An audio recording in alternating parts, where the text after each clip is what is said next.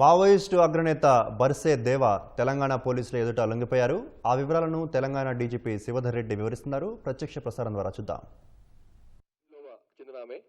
ఈమె divisional committee member rank లో ఉంది. తర్వాత దారా సారయ్య, ఈయన అర్బన్ పార్టీ మెంబరు.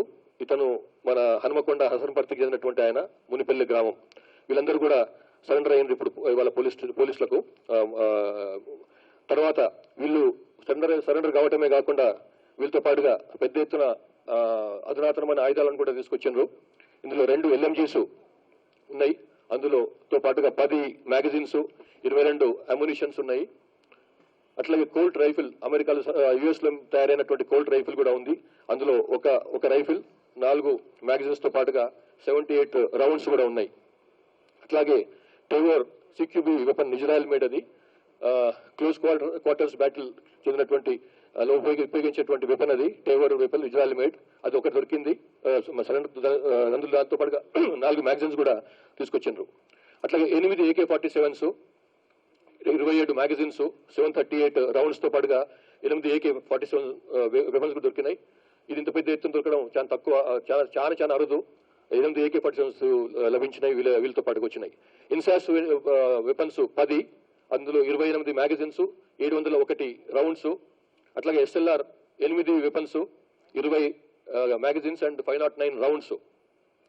ఇవి కాకుండా బ్యారెల్ గ్రెనేడ్ లాంచర్ 4, వాటితో పాటుగా 26 రౌండ్స్ కూడా, plus single shots 11 weapons with 74 magazine, grenades 2, air గన్లు 1, .303 రౌండ్స్ మాత్రమే 39.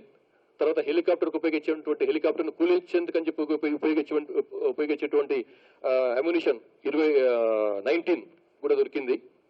ఈ విధంగా మొత్తం 48 వెపన్స్, 48 వెపన్లు, ఆయుధాలు, 93 మ్యాగజైన్స్, ప్లస్ 2206 అమ్యునిషన్ రౌండ్స్ కూడా లభించినాయి. తీసుకొచ్చి సరెండర్ చేసిన వాళ్ళు. మొత్తం క్యాష్ దొరికింది, సరెండర్ అయింది 20,30,000.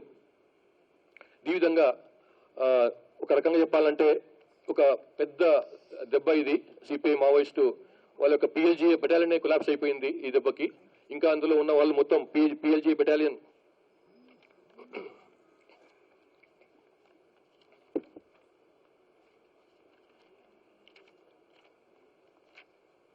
మొత్తం అందులో ఉన్న వాళ్ళు 300 పైన ఉండేది.